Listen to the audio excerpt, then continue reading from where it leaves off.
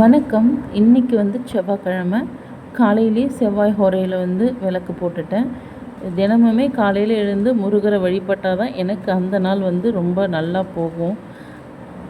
தினமுமே அதே போல் காலையில் திருவாசகமோ இல்லை திருப்புகழோ இல்லை வேல்மாறலோ இல்லை கந்த சஷ்டி கவசமோ ஏதோ ஒன்று நான் ஒரு பதிக்கும் போது நான் அதில் படிச்சிடணும்.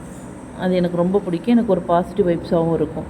அதுக்கப்புறம் பசங்களுக்கு சாப்பாடு செய்வேன். முள்ளங்கி சாம்பார் வச்சுட்டேன். சாதம் தூய மல்லி, கருணக்கிழங்கு கடையல் வச்சுருந்தேன். கொண்டக்கடலை சுண்டல் செஞ்சு பசங்களுக்கு மதியத்துக்கு கொடுத்துட்டேன். அவங்கள அனுப்பி விட்டுட்டு ஒரு 2-3 கிராமங்களுக்கு விழிப்புணர்வு கொடுக்கறதுக்காக போயிருந்தேன். அங்கேயும் முடிச்சுட்டு பசங்க பேக் பண்ண ப்ராடக்ட்ஸ் எல்லாத்தையுமே ஷாப்பில் ப்ளேஸ் பண்ணோம்.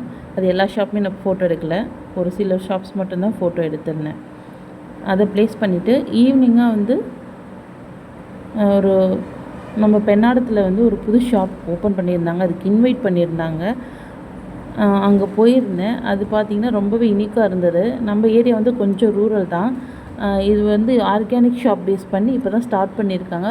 இதில் இருக்கக்கூடிய ப்ராடக்ட்ஸ்லாம் பார்த்திங்கன்னா நார்த் இந்தியன்ஸில் இருக்கும்ல, நார்த் இந்தியாவில் இருக்கக்கூடிய ப்ராடக்ட்ஸ், யூனிக் ப்ராடக்ட்ஸ் தான்.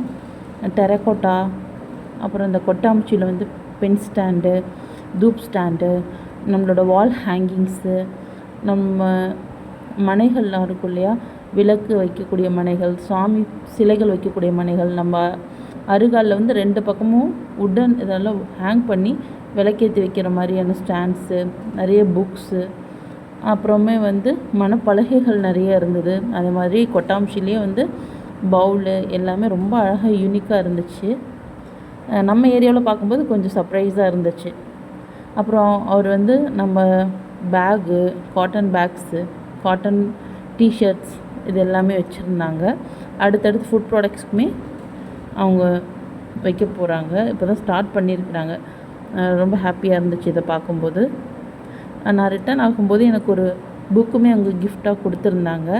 அந்த புக் எனக்கு ரொம்ப யூஸ்ஃபுல்லாக இருக்கும். ஏன்னா நான் கொஞ்சம் மெடிடேஷன் பண்ணுவேன். அதுக்கு கொஞ்சம் யூஸ்ஃபுல்லாக இருந்துச்சு. உங்களுக்கு நம்ம வீடியோ பிடிச்சிருந்தா மறக்காமல் நம்ம சேனலை சப்ஸ்கிரைப் பண்ணுங்கள். ஸ்பிரிச்சுவலாக நம்ம எப்படியெல்லாம் மெடிடேஷன் பண்ணணும் அப்படிங்கிறது எல்லாமே அந்த புக்ஸில் இருந்தது. ரொம்ப ரொம்ப எனக்கு பிடிச்சிருந்தது. இன்றைய நாள் ரொம்ப